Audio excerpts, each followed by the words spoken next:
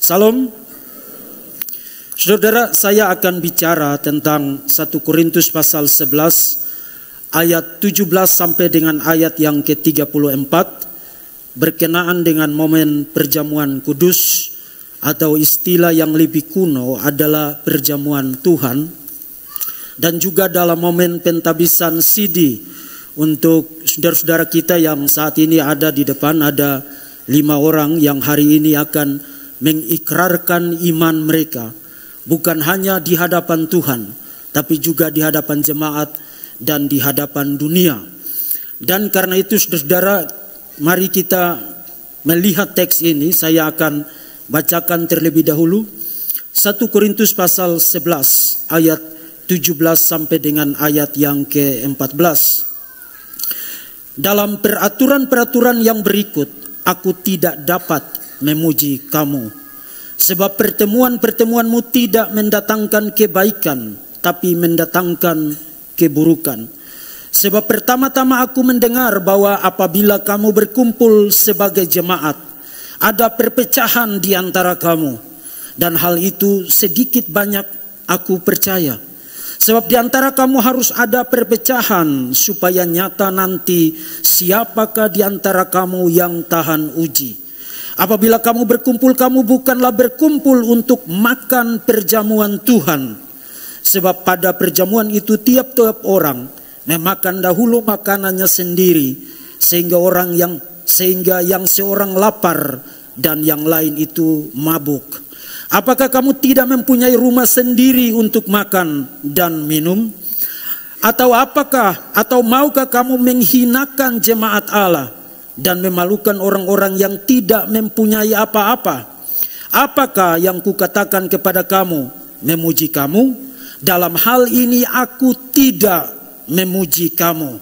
Sebab apa yang telah kuteruskan kepadamu telah aku terima dari Tuhan, yaitu bahwa Tuhan Yesus pada malam waktu ia diserahkan mengambil roti, dan sesudah itu ia mengucap syukur atasnya. Ia memecah-mecahkannya dan berkata, inilah tubuhku yang diserahkan bagi kamu. Perbuatlah ini menjadi peringatan akan aku. Demikian juga ia mengambil cawan sesudah makan, lalu berkata, cawan ini adalah perjanjian baru yang dimeteraikan oleh darahku. Perbuatlah ini setiap kali kamu meminumnya menjadi peringatan akan aku. Sebab setiap kali kamu makan roti ini dan minum cawan ini, kamu memberitakan kematian Tuhan sampai ia datang. Jadi barang siapa dengan cara yang tidak layak makan roti atau minum cawan Tuhan, ia berdosa terhadap tubuh dan darah Tuhan. Karena itu hendaklah tiap-tiap orang menguji dirinya sendiri, dan baru sesudah itu ia makan roti dan minum dari cawan itu. Karena barang siapa makan dan minum tanpa mengakui tubuh Tuhan, ia mendatangkan hukuman atas dirinya sendiri. Sebab itu banyaklah di antara kamu yang lemah dan sakit, dan tidak sedikit yang meninggal. Kalau kita menguji diri kita sendiri, hukumannya tidak menimpa kita. Tetapi kalau kita menerima hukuman dari Tuhan, kita dididik supaya kita tidak akan dihukum bersama-sama dengan dunia. Karena itu, saudara-saudaraku, jika kamu berkumpul untuk makan, nantikanlah olehmu seorang akan yang lain. Kalau ada yang lapar, baiklah ia makan dahulu di rumahnya, supaya jangan kamu berkumpul untuk dihukum. Hal-hal lain akan kuatur kalau aku datang. Demikianlah firman Tuhan. Saudara, teks ini akan kita renungkan di bawah tema peringatan akan aku, yang sebenarnya akan berkaitan dengan pemahaman kita tentang teologi perjamuan Tuhan. Dan dalam kaitan dengan teologi perjamuan Tuhan, saya akan membahas 5 proposisi teologis yang sangat fundamental dari teks ini terkait dengan teologi perjamuan Tuhan. Pertama, perjamuan Tuhan adalah pusat dan simbol dari kesatuan Kristen. Itu ayat 17 sampai dengan ayat yang ke-22. Kemudian perjamuan Tuhan adalah momentum untuk remembrance, untuk mengingat. Ayat 23 sampai dengan ayat 25. Kemudian perjamuan Tuhan adalah momentum proklamasi kematian Kristus. Ayat yang ke-26. Kemudian perjamuan Tuhan adalah kesempatan untuk pengujian diri terkait dengan spiritualitas, kerohanian dan moralitas. Ayat 27, ayat 29 dan yang terakhir, perjamuan Tuhan itu berbahaya. Ayat yang ke-30 sampai dengan ayat yang terakhir dari perikop yang tadi. Kita mulai dari yang pertama, perjamuan Tuhan adalah sentral, adalah pusat dan simbol dari kesatuan Kristen. Saudara-saudara, waktu Rasul Paulus menulis surat 1 Korintus, ini jemaat ini baingaonya luar biasa. Terancam bubar, terjadi perpecahan. Yang satu bilang, saya ikut Petrus, orang yang selalu maju paling depan. Yang satu bilang, jangan lupa Apolos itu the golden mouth, si mulut emas, yang kalau ngomong itu semua orang itu terpukau karena dia pintar menguntai kata-kata. Ada yang bilang jangan lupa Paulus, Paulus itu rasul besar. Ada yang bilang no, saya tidak mau ikut manusia, saya Yesus saja. Terjadi perpecahan karena ada favoritisme terkait dengan para pemimpin gereja di kalangan kekristenan mula-mula. Belum lagi persoalan terkait dengan makan makanan yang sudah dipersembahkan kepada berhala. Saudara-saudara, konteks masa itu adalah konteks yang saudara tidak harus membeli makanan di pasar itu, dan tidak ada makanan yang tidak berasal dari kuil penyembahan berhala. Semua asosiasi dagang pada masa itu terkait dengan kuil tertentu. Jadi tidak ada sayur mayur, tidak ada daging, tidak ada ikan atau apapun yang saudara bisa beli di pasar yang tidak terlebih dahulu berasal dari kuil-kuil penyembahan berhala. Terkait dengan karunia-karunia rohani, terkait dengan percabulan, dan banyak sekali masalah. Ini jemaat yang luar biasa, satu kali lagi baingau, terancam bubar. Nah, kalau saudara jadi seorang gembala, saudara jadi seorang pemimpin jemaat pada masa itu, dan Paulus adalah gembala dari jemaat ini, yang meskipun tidak tiap-tiap hari bersama-sama dengan mereka, tapi adalah seorang gembala. Apa yang akan saudara lakukan dengan jemaat ini? Saudara, membaca surat 1 Korintus, kita melihat Rasul Paulus bukan hanya seorang rasul, tapi juga seorang gembala yang menggunakan perpaduan antara asas-asas normatif teologis dipadukan dengan wisdom, dipadukan dengan hikmat seorang gembala yang luar biasa menakjubkan. Kalau saudara baca argumen Paulus dari pasal 7 sampai dengan pasal 14, Paulus menggunakan argumen yang disebut atau yang saya sebut dengan yes but, iya tetapi. Misalnya pasal 7 ayat 1 dan ayat yang kedua. Dan sekarang tentang hal-hal yang kamu tuliskan kepadaku adalah baik bagi laki-laki kalau ia tidak kawin. Jadi ada yesnya. Lalu ayat yang kedua, tetapi mengingat bahaya percabulan, baiklah setiap laki-laki mempunyai istrinya sendiri, dan seterusnya. Pasal 8 ayat yang pertama sampai dengan ayat yang ke-6 itu yesnya. Tetapi daging persembahan berhala kamu tahu kita mempunyai semua pengetahuan. Pengetahuan yang demikian membuat orang menjadi sombong. Lalu ayat yang ke-7, tetapi bukan semua orang mempunyai pengetahuan itu. Jadi ada yesnya, tapi juga ada but-nya, ada tetapinya. Pasal 11 ayat yang kedua dan ayat yang ketiga, aku harus memuji kamu, sebab dalam segala sesuatu kamu tetap mengingat aku dan teguh berpegang pada ajaran yang kuteruskan kepadamu. Ayat yang ketiga, tetapi aku mau supaya kamu mengetahui hal ini, yaitu kepala dari tiap laki-laki ialah Kristus, dan seterusnya. Pasal 12 ayat yang pertama, sekarang tentang kasih karunia-karunia rohani, aku mau saudara-saudara supaya kamu mengetahui kebenaran. Tapi ayat yang ke-7, tetapi kepada tiap-tiap orang dikaruniakan penyataan roh untuk kepentingan bersama.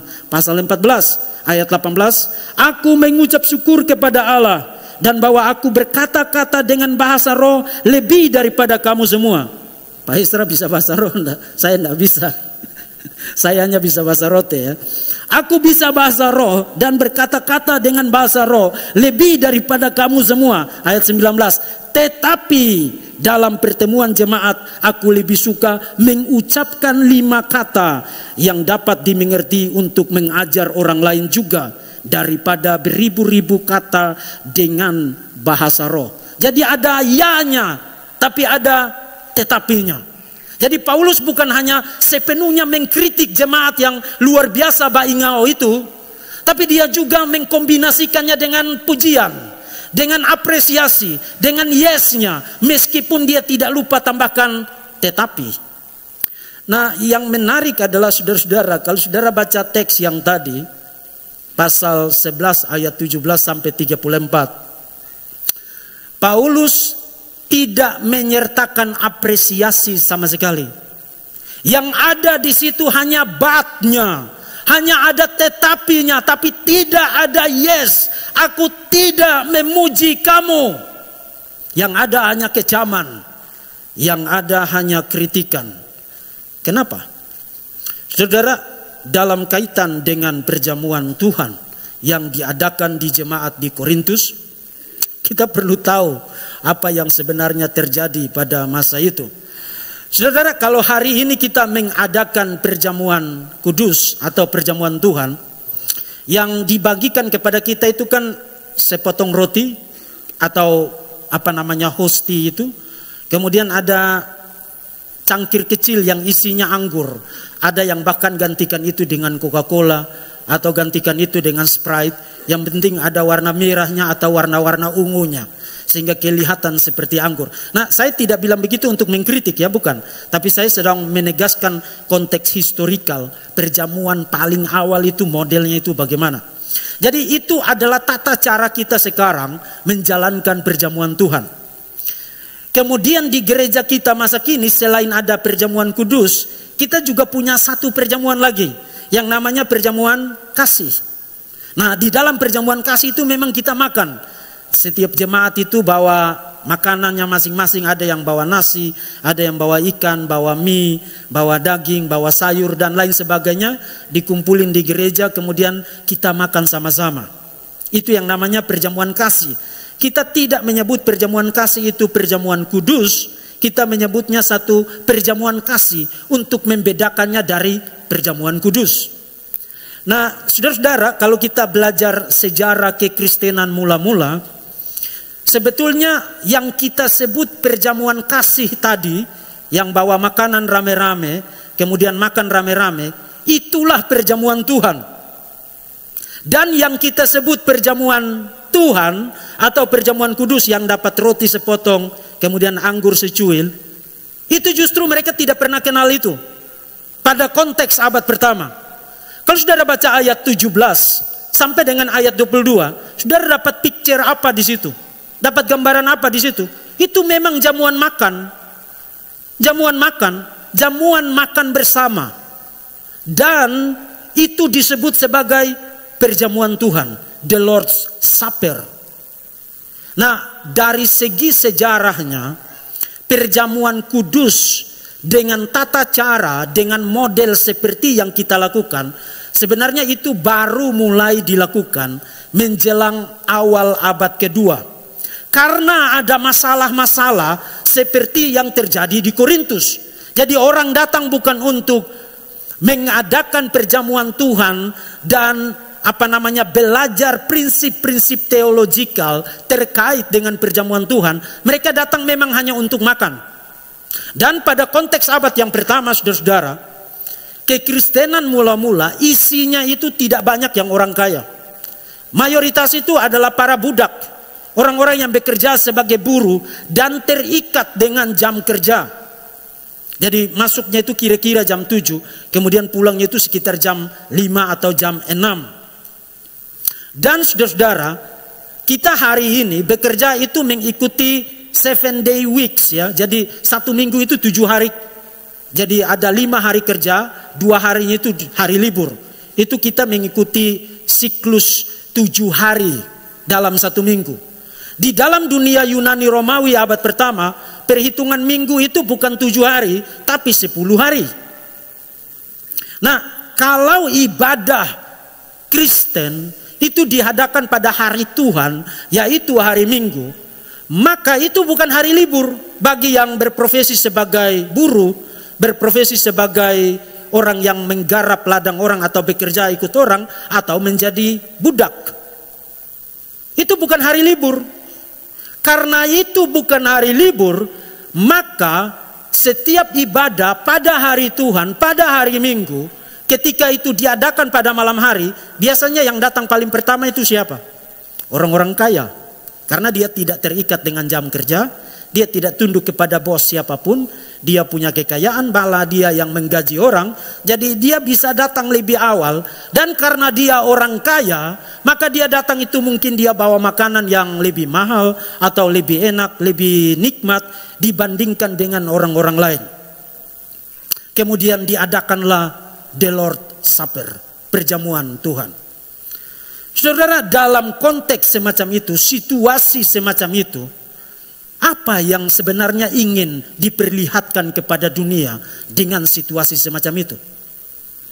Itu hanya menjadi kumpul sosial, bahkan menjadi ajang di mana orang itu memperlihatkan status sosialnya. Saudara tahu kenapa saya datang lebih awal? Karena saya bos. Saudara tahu kenapa saya bawa makanan yang lebih banyak, bahkan lebih enak, bahkan lebih mahal daripada kamu? Karena saya orang kaya. Kamu para buruh, kamu para budak, datangnya sudah belakangan, datang bawa makanan seadanya, kemudian kamu makan di situ, saya makan di sana, dan kita mengadakan perjamuan Tuhan. Saudara bisa kebayang betapa berkelenya Paulus mendengar kabar semacam itu terjadi pada jemaat yang dia gembalakan, yang seharusnya memperlakukan perjamuan Tuhan itu bukan soal makan dan minumnya, tapi soal kesatuan Kristennya, dan praktik semacam itu melakukan apa terhadap Christian unity, terhadap kesatuan Kristen? Tidak ada. Malah semakin membooster ego, membooster kebanggaan status sosial, kebanggaan personal orang-orang yang ada di situ. Kelihatan secara luar ada aktivitas spiritual, ada aktivitas yang rohani, tapi di dalamnya itu seperti tulang belulang. Aku tidak memuji kamu. Karena apa? Karena perjamuan Tuhan adalah pusat, simbol yang kelihatan dari kesatuan Kristen. Bapak mama yang saya kasihi, adik-adik dan kakak-kakak sekalian, terutama saudara-saudara yang hari ini akan mengikrarkan iman saudara di hadapan Tuhan dan di hadapan jemaat. Di hadapan Tuhan hari ini kita akan menerima roti dan anggur. Akan memakan roti dan anggur. Kita tidak percaya bahwa roti dan anggur itu berubah secara literal menjadi tubuh dan darah Kristus. Itu ajaran yang tidak diajarkan di dalam Alkitab. Tapi kita percaya bahwa perjamuan Tuhan adalah alat anugerah, the means of grace, alat anugerah dari Tuhan untuk memelihara umat Tuhan dan memperlihatkan kepada dunia bahwa kami adalah satu tubuh Kristus. Bagaimana dunia melihat bahwa kita adalah satu tubuh Kristus? Pada saat kita menerima roti dan menerima anggur, kemudian kita makan dan minum bersama-sama. Memperlihatkan kepada dunia bahwa melalui pelaksanaan perjamuan Tuhan itu, kita adalah satu tubuh Kristus. Seperti yang digambarkan di dalam 1 Korintus pasal 10 ayat 16 dan ayat yang ke-17. Kalau saudara baca di dalam teks itu, gereja digambarkan seperti satu helai roti. Satu helai roti yang kemudian dipecah-pecah. Jadi satu tubuh dipecah-pecah, kemudian kita makan dan minum itu secara bersama-sama. Menjadi satu simbol bahwa kita ini meskipun berbeda, tingkat usia yang berbeda, tingkat ekonomi yang berbeda, jabatan yang berbeda, strata sosial yang berbeda, pendidikan yang berbeda, warna kulit yang berbeda, dan lain sebagainya. Tapi kita satu tubuh Kristus. Kapan saatnya kepada kita ditanamkan gagasan tentang kesatuan itu? Pada saat kita makan roti dan minum anggur itu. Perjamuan Tuhan adalah pusat dan simbol dari kesatuan Kristen. Yang kedua, perjamuan Tuhan adalah momen atau momentum untuk mengingat atau untuk mengenang. Saudara, yang memalukan dari sejarah gereja sejak reformasi sampai dengan sekarang, kalau orang itu bicara tentang perjamuan Tuhan, orang itu lebih banyak bicara tentang apa? Lebih banyak berdebat tentang apa? Selama kurang lebih 500-an tahun, tepatnya 506, sejak dari 1517 sampai dengan sekarang, 506 tahun, kita sebentar lagi akan memperingati hari reformasi. Perdebatan paling sengit yang menimbulkan skisma di dalam gereja, perdebatan itu terkait dengan satu ekspresi kecil di dalam teks yang tadi saya bacakan. Di ayat yang ke-24, inilah tubuhku yang diserahkan bagimu. Banyak tinta dihabiskan, banyak waktu dihabiskan, banyak momen dihabiskan untuk berdebat, ini maksudnya apa? Apakah roti itu benar-benar berubah menjadi tubuh Kristus? Dan apakah anggur itu benar-benar berubah menjadi darah Kristus? Nah, itu adalah pandangan gereja Katolik Roma yang disebut dengan transubstansiasi. Saudara, gereja Katolik Roma terpontang-panting mempertahankan posisi itu. Karena begini, waktu jemaat terima roti dan terima anggur itu, jemaat lihat loh, kok ini tetap roti biasa. Ini tetap anggur biasa. Lalu apanya yang berubah? Maka demi menutupi keseleo itu, pihak gereja Katolik Roma meminjam pikiran, meminjam gagasan dari seorang filsuf Yunani yang sangat terkenal, namanya Aristoteles. Aristoteles membuat perbedaan antara essence, substans, dan eksiden. Substans itu hakikatnya, dan eksiden itu yang tampak di luarnya. Kemudian mereka mulai ngeles. Eksidennya, yang tampaknya itu memang roti dan anggur. Tapi substansnya, hakikatnya itu adalah tubuh dan darah Kristus. Saudara-saudara, itu cara ngeles yang pintar. Tapi cara ngeles itu tidak mendapatkan dukungan dari dalam Alkitab. Tidak, roti dan anggur itu tidak berubah menjadi tubuh dan darah Kristus. Jangan mau dibodohi dengan ajaran-ajaran ngeles model begitu. Seberapapun pintar kamu mencoba mempertahankan cara ngeles itu, pada akhirnya bahkan orang yang tidak sekolah akan bilang kepada kamu, kok saya tidak lihat itu di dalam teks. Roti dan anggur itu adalah roti dan anggur. Tapi bukan, saya juga tidak mau saudara bilang, oke, kalau begini hanya sekadar roti dan anggur saja. Karena para reformator, terutama Calvin, percaya bahwa roti dan anggur itu memang tidak berubah. Tidak berubah menjadi tubuh dan darah Kristus. Tapi ada kehadiran Kristus secara spiritual di dalam roti dan anggur itu, sehingga roti dan anggur itu bukan sekadar roti dan anggur. Jadi saudara juga harus menghindar dari ekstrim yang satunya, bahwa ini hanya simbol saja. Hanya simbol saja.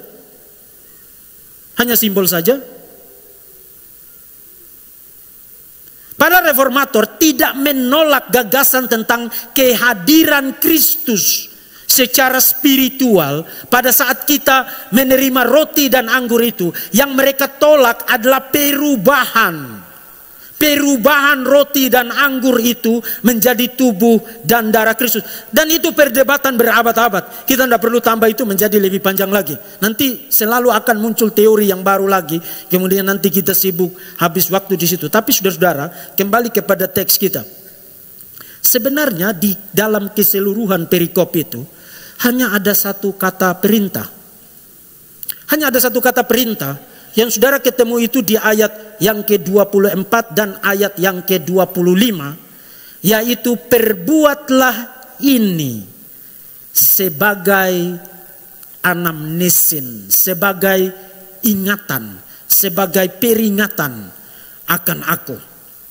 Dan perintah itu diberikan dalam kaitan dengan roti, dalam kaitan dengan anggur. Pada saat kamu makan roti itu, perbuatlah ini sebagai ingatan, remembrance, sebagai peringatan akan aku. Pada saat kamu minum dari cawan itu, perbuatlah ini sebagai peringatan akan aku. Nah, saudara-saudara, apakah perjamuan Tuhan itu sekadar hanya untuk mengingat? Apa maksudnya mengingat? Saudara-saudara, jangan pikir bahwa gereja itu tidak mudah lupa. Saya tanya satu pertanyaan kepada saudara. Apa yang paling fundamental? Apa yang paling sentral? Yang paling hakiki bagi eksistensi gereja Tuhan di dalam dunia ini? Apa yang merupakan the heartbeat of Christianity? Merupakan denyut jantung dari kekristenan? Injil. Karena Luther mengatakan Injil Yesus Kristus adalah harta karun gereja yang sebenarnya. Pertanyaan, berapa banyak kali atau seberapa sering Injil dibicarakan?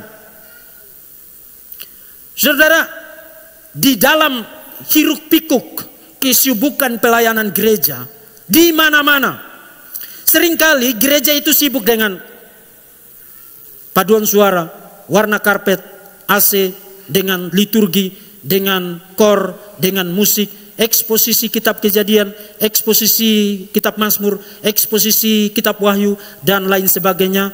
Tapi lupa bicara tentang Injil. Kenapa? Bukan karena mereka tidak suka bicara tentang Injil, bukan. Tapi karena mengasumsikan bahwa kita ini gereja Injili, kita ini semua percaya Injil. Jadi untuk apa lagi bicara tentang Injil? Untuk apa lagi khotbah tentang Injil? Untuk apa lagi bikin sesi seminar tentang what is the gospel? Coba kalau saudara bikin seminar tentang cara membesarkan 16 anak yang nakal-nakal, banyak orang akan ikut. Atau cara menangani keuangan saudara, cara mengelola keuangan saudara, cara memperbaiki hubungan suami istri yang retak, dan lain sebagainya. Orang lebih tertarik yang begitu. Tapi kalau saudara bikin seminar, what is the gospel? Kamu bikin seminar apa? Kita ini gereja Injili, kita sudah tahu Injil. Kenapa bicara Injil lagi? Saudara-saudara, gereja kehilangan Injil bukan karena menolaknya, tapi karena sekadar mengasumsikannya, mempresaposisikannya. Itulah sebabnya satu generasi lewat, generasi berikutnya udah lost the gospel, udah kehilangan Injil. Gereja ini tidak boleh kehilangan Injil, dan persis supaya tidak kehilangan Injil adalah dengan terus-menerus membicarakan itu, mengajarkan itu, mengkhotbahkan itu kepada jemaat. Itulah cara gereja, cara Tuhan memelihara gereja dari penyimpangan dan dari kerusakan. Saudara-saudara, lakukan itu sebagai ingatan akan aku. Setiap kali kita menerima roti dan anggur itu, kita harus mengingat bahwa kematian Tuhan Yesus Kristus, Tuhan Yesus Kristus adalah Tuhan kita, adalah juru selamat kita.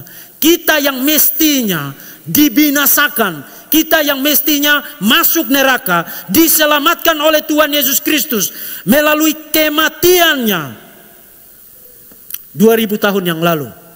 Hari ini kita berkumpul sebagai gereja Tuhan, sebagai umat Tuhan, dan kita mengingat itu setiap kali kita menerima roti dan anggur.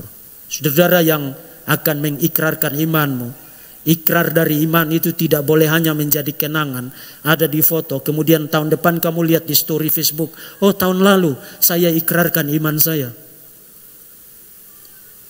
Kehidupan gereja, kehidupan umat Tuhan haruslah kehidupan yang berkarakteristik Injil. Dan cara Tuhan mengajar kita untuk kamu harus ingat. Kamu harus ingat kamu diselamatkan karena Injil.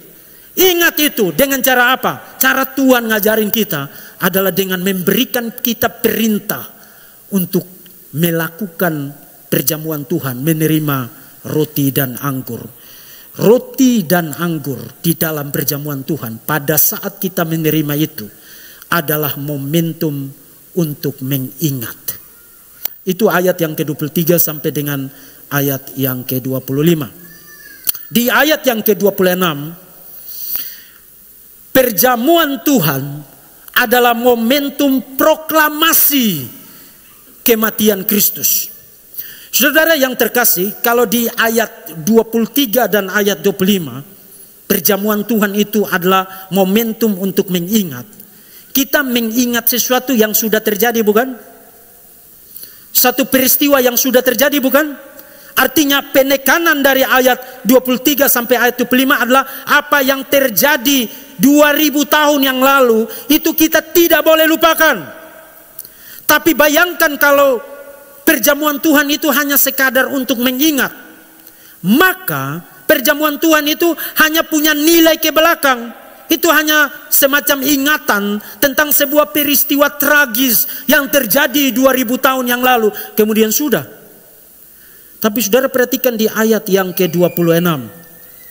Di ayat yang ke-26, Paulus mengatakan, sebab setiap kali kamu makan roti ini dan minum cawan ini, kamu memberitakan kematian Tuhan yang adalah sejarah itu 2000 tahun yang lalu itu sampai ia datang. Jadi waktu kita menerima roti dan anggur itu, kita harus sadar bahwa kematian Yesus Kristus itu bukan sekadar sejarah. Meskipun ada agama tertentu yang menolak bahwa Yesus mati melalui penyaliban. Tapi saya kira bahkan orang ateis, orang agnostik, sejarawan yang tidak perlu percaya Tuhan pun, dia tahu bahwa salah satu fakta sejarah paling pasti dari dunia kuno adalah kematian Yesus melalui penyaliban. Yang tadi saya bilang itu bukan kata-kata saya, itu saya kutip word for word, kata demi kata dari seorang agnostik namanya Profesor Bart Ehrman. Dia bukan Kristen, dia profesor perjanjian baru, tapi dia mengatakan salah satu fakta kuno yang paling pasti yang hari ini kita bisa ketahui adalah kematian Yesus melalui penyaliban pada masa pemerintahan Pontius Pilatus. Jadi kematian Yesus itu bukan sekadar sejarah, tapi melalui perjamuan Tuhan yang kita adakan secara periodik, makan roti dan minum anggur itu, kita mendeklarasikan signifikansi, nilai dari kematian Tuhan itu melampaui sejarah masa lampau, bahkan menentukan nilai, meaning dan makna dari perjalanan sejarah. Perjalanan sejarah sejak Kristus menjadi manusia, mati melalui penyaliban 2000 tahun yang lalu, perjalanan sejarah menjadi meaningless, menjadi tidak punya makna kalau tidak diisi maknanya dengan signifikansi dari kematian Yesus melalui penyaliban. Artinya, saudara-saudara, artinya orang akan menghabiskan waktu 60 tahun, 70 tahun, 80 tahun kepada kesia-siaan kalau tidak diisi dengan nilai manfaat dari kematian Yesus melalui penyaliban. Pada saat kita menerima roti dan anggur itu, kita bersaksi kepada dunia bahwa hidup saya tidak lagi ditaklukkan kepada kesia-siaan. Hidup saya yang saya hidupi sekarang adalah Kristus yang hidup di dalam aku.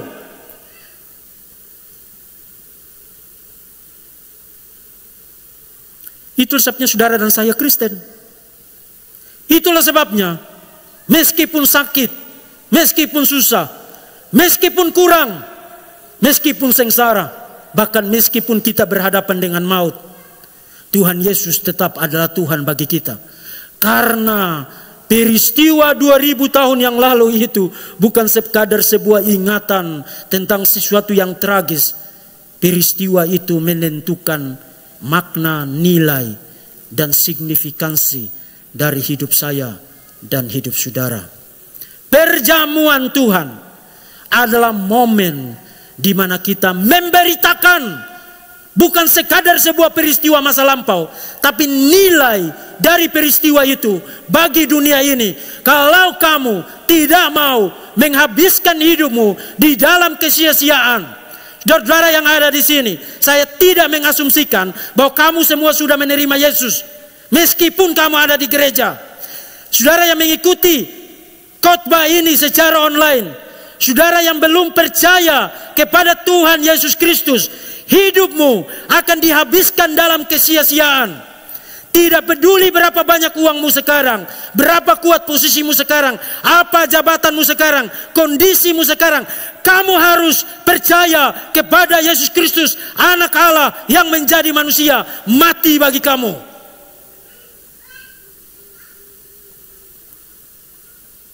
Itulah kekristenan.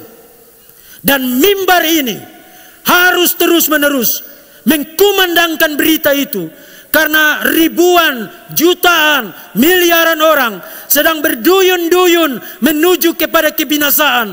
Karena apa, saudara? Karena mereka tidak menikmati nilai, manfaat, signifikansi karya penebusan Kristus 2000 tahun yang lalu.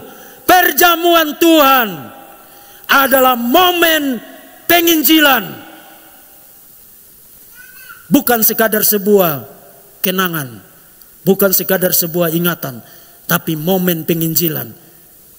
Kamu memberitakan kematian Tuhan sampai Ia datang. Itu yang ketiga. Perjamuan Tuhan adalah momentum proklamasi kematian Kristus. Yang keempat, ayat 27 sampai dengan ayat yang ke-29.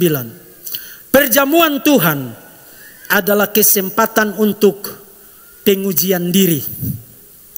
Saudara yang saya kasihi dalam Tuhan Yesus Kristus, sebentar lagi kita akan menerima roti dan anggur.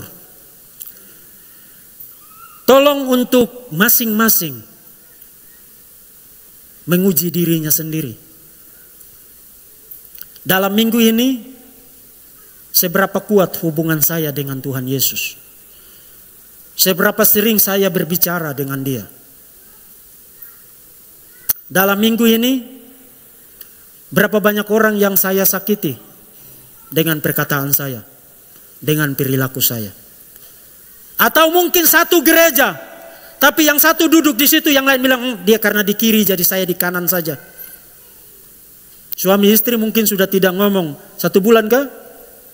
Atau bapak dengan mama, kamu tidak boleh pakai marga saya lagi ya. Kamu anak kurang ajar. Kamu orang tua tapi kok otaknya seperti begitu. Saudara-saudara yang terkasih, papa mama, kakak adik, kekasih Tuhan, roti dan anggur itu sebelum kita terima, mari kita uji diri kita masing-masing. Mari kita uji diri kita masing-masing. Saya kira kita tidak ada yang sedang amnesia di sini, lupa ingatan di sini. Kita bisa ingat seberapa sering kita melawan Tuhan, seberapa sering kita memberontak terhadap Tuhan, seberapa sering kita gagal hidup sebagai anak-anak Tuhan, gagal menjadi saksi Tuhan karena kita tidak tunduk, tidak takut, tidak taat kepada Tuhan. Perjamuan Tuhan itu bukan sekadar momen kumpul-kumpul sosial, bukan sekadar liturgi, bukan sekadar kita aktivitas. Saudara, ibadah itu bukan aktivitas. Karena orang bisa melakukan aktivitas rohani, tapi sebenarnya isinya itu setan. Ibadah itu bukan sekadar activity, bukan sekadar doing, but being. Esensinya apa?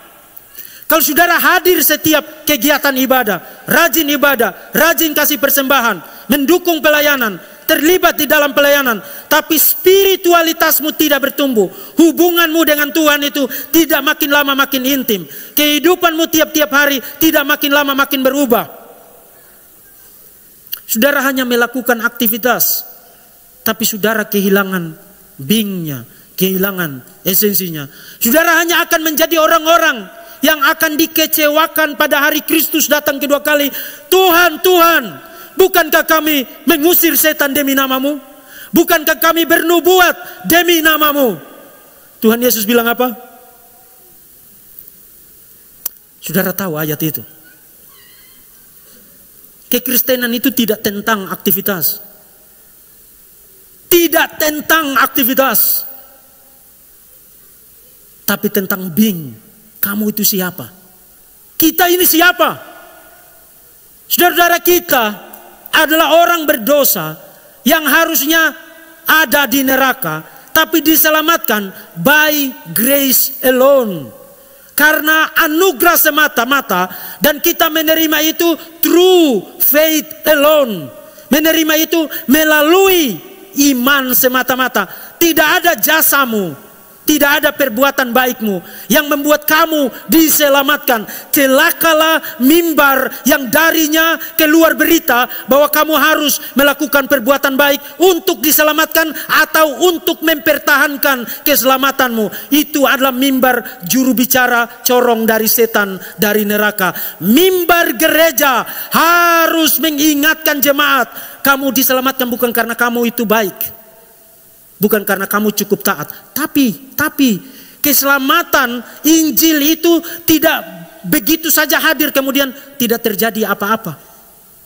Bapak sudah orang Kristen berapa lama? Kira-kira 40 tahun anak. Apa yang dilakukan kekristenan terhadap hidup Bapak? Nothing.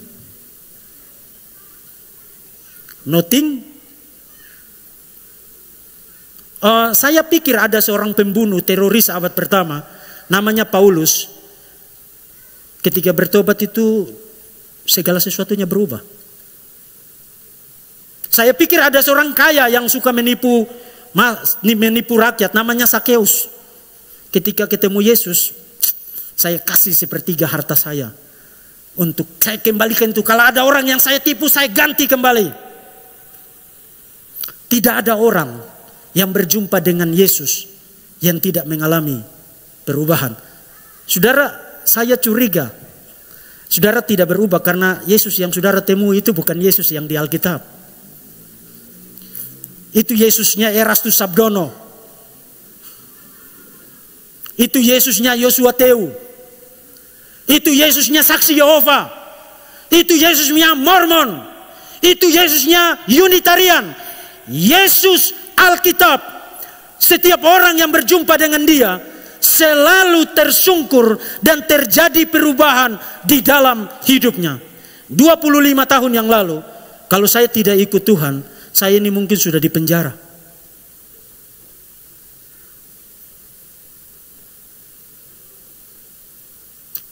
Perubahan apa yang terjadi dalam hidup saudara-saudara? Jangan keluarkan kalimat klise pamungkas, jangan menghakimi. Tidak ada orang yang menghakimi kita. Kita semua diuji oleh firman Tuhan. Standar yang sama. Tidak pernah ada favoritisme. Karena saya dan Pak Esther ini hamba Tuhan, jadi standarnya turun sedikit. Karena Bapak Ibu jemaat, jadi standarnya lebih kecil lagi. Tidak, standar kita itu sama. Papa Mama, uji diri sendiri sekarang. Sebelum menerima roti dan anggur itu, apakah ada hal-hal yang perlu dibereskan? Apakah ada di antara jemaat sini yang sudah tidak teguran? Segera perbaiki relasi itu sekarang. Mungkin saudara tidak perlu bangun dari tempat duduk saudara, tapi segera berdoa minta ampun. Saya sudah berdosa. Setelah ini saya akan rangkul dia dan saya akan cium dia sebagai saudara saya di dalam Tuhan. Perjamuan Tuhan adalah momen pengujian diri. Dan jangan lupa, saya percaya tidak terjadi di sini, Tapi seringkali hubungan yang paling renggang adalah hubungan antar pelayan.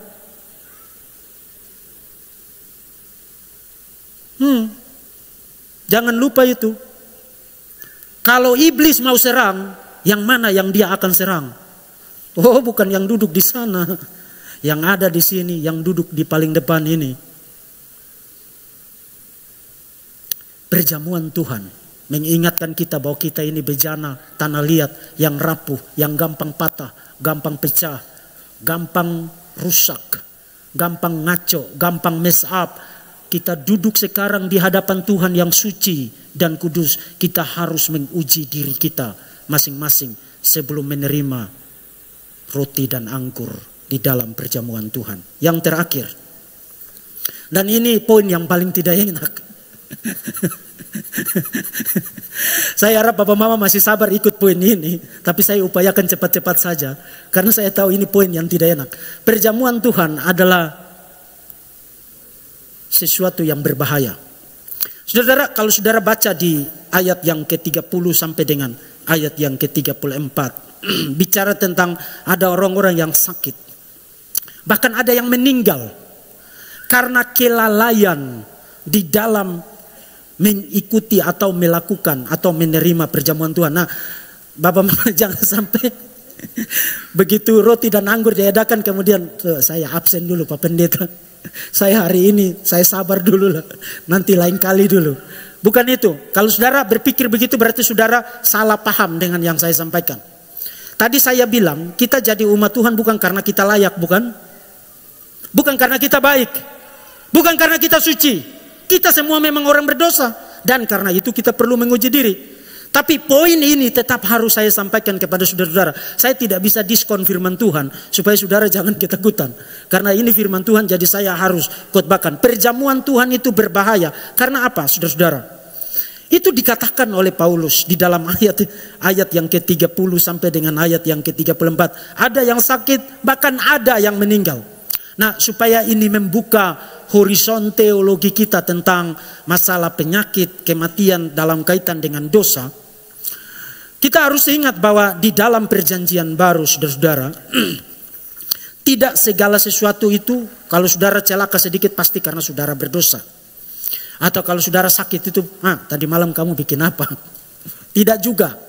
Tapi memang ada bagian-bagian tertentu yang secara jelas mengindikasikan, mengimplikasikan bahwa sakit penyakit atau bahkan kematian yang terjadi itu karena dosa spesifik. Misalnya Yohanes pasal 5 ayat 14. Kemudian Yesus bertemu dengan dia, ini orang yang lumpuh. Yesus bertemu dengan dia di dalam bait Allah. Lalu berkata kepadanya, engkau telah sembuh. Jangan berbuat dosa lagi, supaya padamu jangan terjadi yang lebih buruk. Implikasinya adalah sakit yang dialami orang ini terjadi karena dosa. Nah, tidak dikasih tahu dosa spesifik itu apa, tapi terkait dengan dosa. Dan Yesus bilang, jangan bikin dosa lagi supaya padamu jangan terjadi yang lebih buruk. Jadi ada bagian-bagian yang mengindikasikan bahwa penyakit itu terjadi karena dosa tertentu. Tapi Injil Yohanes yang sama, kalau saudara baca pasal 9 terkait dengan orang yang buta sejak lahir itu, para murid tanya begini, Yesus apakah yang bikin dosa itu kakeknya kah, neneknya kah, pamannya kah, bibinya kah? Yesus bilang bukan. Itu diizinkan terjadi supaya kemuliaan Tuhan nyata di sana. Jadi tidak semua penderitaan, tidak semua sakit penyakit itu terjadi karena dosa tertentu. Atau misalnya kisah Rasul pasal yang ke-5 tentang Ananias dan Safira. Mereka berdusta, berbohong, menyembunyikan sebagian dari hasil penjualan tanah itu. Dan akhirnya mereka saat itu juga mati di hadapan Tuhan, dibunuh oleh Tuhan. Itu pasti terkait dengan dosa tertentu. Nah, perspektifnya itu begini. Ini tidak selalu terjadi, tapi perspektifnya itu begini, berdasarkan apa yang tadi kita lihat di dalam firman Tuhan, termasuk juga pengamatan terhadap sejarah.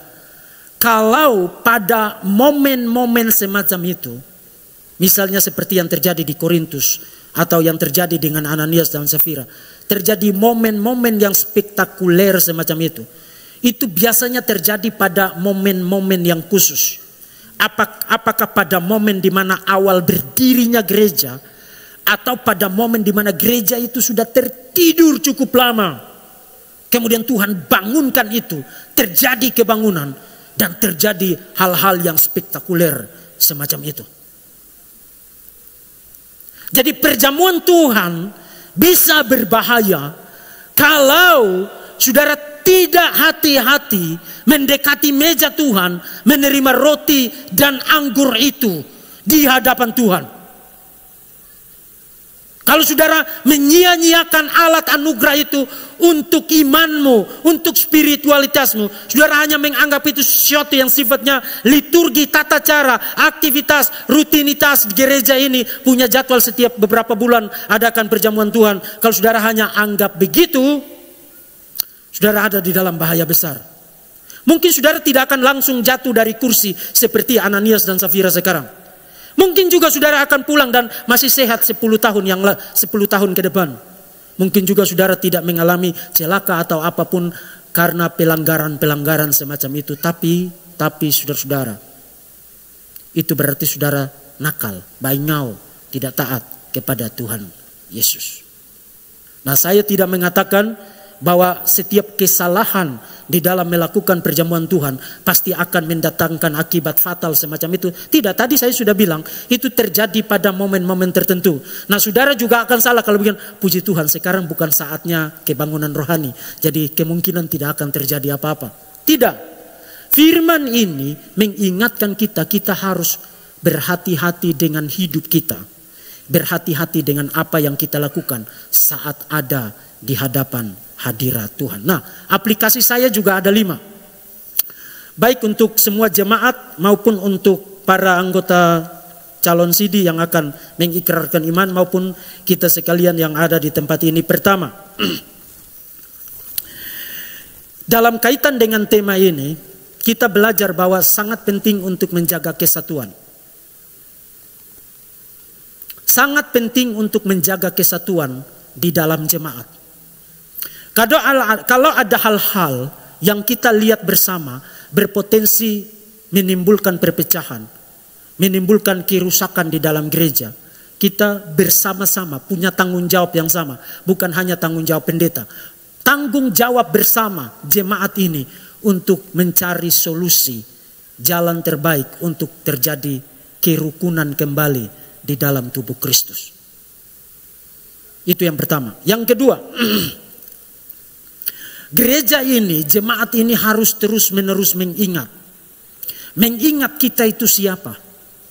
Kita adalah orang berdosa. Mengingat siapa itu Tuhan kita. Tuhan kita adalah Allah Tritunggal, Bapa, Putra, dan Roh Kudus. Mengingat apa yang sudah dilakukan oleh Allah Tritunggal bagi kita. Menebus kita dari dosa dan maut. Mengingat janji Allah Tritunggal bagi kita bahwa Yesus Kristus akan datang dari sana untuk membawa kita memasuki langit baru dan bumi baru. Kita harus selalu mengingat itu di dalam hidup kita tiap-tiap hari. Yang keempat, yang ketiga, gereja ini harus menjadi gereja yang injili dalam pengertian yang paling ketatnya. Injili bukan hanya namanya, tapi message-nya, beritanya, karakteristik khotbahnya, karakteristik hidupnya, hidup jemaatnya, hidup yang injili, liturginya, liturgi yang injili, khotbahnya, khotbah yang injili, pelayanannya, pelayanan yang injili. Yang keempat, jemaat ini akan terus menjadi kuat, dan hati saya bersukacita Tuhan pakai pendeta Estra dan kawan-kawan di sini menegakkan kebenaran Injil Kristus di tengah-tengah kota Kupang. Ini sesuatu yang menggembirakan hati saya. Gereja ini bukan hanya akan bertumbuh, tapi terus bertumbuh dan menjadi kuat. Kalau setiap jemaatnya itu terus-menerus ada di dalam self examination, pengujian diri. Sebelum kita tunjuk orang lain, kamu salah, kamu berdosa, kamu tidak layak. Sebelum kita lakukan itu, uji diri sendiri. Sebab adalah mudah untuk menunjuk selumbar di mata orang daripada balok di hadapan sendiri. Ya, saudara-saudara harus terus menerus punya gaya hidup menguji diri. Apakah saya salah? Apakah saya sudah benar? Apakah saya sudah taat? Apakah saya sudah sesuai firman Tuhan? Saya dulu, uji diri sendiri dulu sebelum kita mengevaluasi orang lain. Dan yang terakhir, hati-hati dengan hidup kita sebagai orang Kristen. Kadang-kadang Tuhan mentoleransi kita saat kita melakukan kesalahan, dosa bahkan dosa yang berat Tuhan toleransi. Bukan supaya kesempatan untuk makin bikin dosa, tapi kesempatan untuk pengujian diri lagi dan bertobat. Tapi pada momen di mana Tuhan jewer kita, pada momen di mana Tuhan menjatuhkan judgment, kamu harus diketok kepalanya. Supaya jangan nakal, jangan baingau terus. Pada momen itu kita harus ingat bahwa ada maksud baik Tuhan untuk membawa kita kembali kepada jalan yang benar. Barang siapa kukasihi, ia kutegor dan kuhajar. Dan bagi adik-adik saya, anak-anak saya yang akan mendeklarasikan iman di hadapan jemaat, ingat, kamu orang Injili. Setelah mendeklarasikan imanmu di tempat ini, di hadapan jemaat, keluar dari sini, bawa Injil kepada dunia. Hidup sebagai seorang Injili, berdiri tegak sebagai seorang pemuda-pemudi Kristus Yesus. Jangan takut dan jangan gentar. Beritakan nama Yesus di mana saja kamu berada. Dan persembahkan hidupmu untuk Tuhan Yesus. Tuhan akan pakai kamu lebih besar lagi daripada Tuhan pakai pendeta Ezra. Lebih hebat lagi daripada Tuhan pakai saya dan rekan-rekan yang lain. Di masa depan 10 tahun, 20 tahun mendatang, kekristenan di Indonesia akan ada kalian di sana yang akan berdiri mempertahankan panji-panji Injil Tuhan Yesus Kristus. Ingat itu dan jangan lupakan itu di dalam hidupmu tiap-tiap hari. Amin. Mari kita berdoa. Tuhan Yesus Kristus, kami bersyukur hari ini untuk firman Tuhan. Kami bersyukur Engkau berbicara banyak hal kepada kami. Lebih daripada kemampuan kami untuk mengingat. Lebih juga dari kemampuan kami untuk taat. Maka kami sekali lagi merendahkan diri di hadapan-Mu ya Tuhan.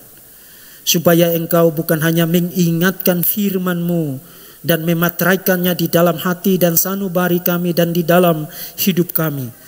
Tapi Roh-Mu yang kudus juga memberi kami kuasa untuk hidup sesuai dengan firman Tuhan. Kalau Engkau mendapati ada yang salah, ada yang tidak berkenan kepada Engkau di dalam hidup kami pribadi, lepas pribadi, di dalam jemaat ini. Oh Tuhan, kasihanilah kami dan ampunilah kami. Layakkan kami terus menerus untuk hidup taat kepada Engkau di hadapan-Mu ya Tuhan. Tuhan Yesus, hamba-Mu memberkati pendeta Ezra bersama dengan pendeta jemaat di tempat ini, bersama dengan para pengurus jemaat, para majelis, semua yang terlibat di dalam pelayanan di tempat ini. Tuhan, Engkau telah menyatakan kemurahan-Mu melalui gereja ini. Tuhan terus pakai pelayanan hamba-hamba-Mu di tempat ini untuk memberitakan Injil Kristus Yesus, firman Tuhan, pengajaran yang benar dan yang murni. Dari mimbar ini Tuhan, dunia dipengaruhi dengan kebenaran Injil Kristus Yesus. Berkatilah semua jemaat di tempat ini. Kiranya mereka terus menerus ada di dalam naungan kasih sayang-Mu. Yang sakit Tuhan jamah, Tuhan sembuhkan. Yang berbeban berat Tuhan angkat bebannya. Tuhan berikan kelegaan. Yang membutuhkan pekerjaan Tuhan buka jalan. Yang sedang mengalami pergumulan yang berat Tuhan, Engkau Allah yang melihat dari tempat ketinggian-Mu, Maha tahu. Hadir memberikan pertolongan, memberikan sukacita, memberikan damai sejahtera. Dan Tuhan terus jaga hidup kami supaya kami hidup sebagai orang Kristen. Dalam nama Bapa, Anak dan Roh Kudus kami sudah berdoa. Amin.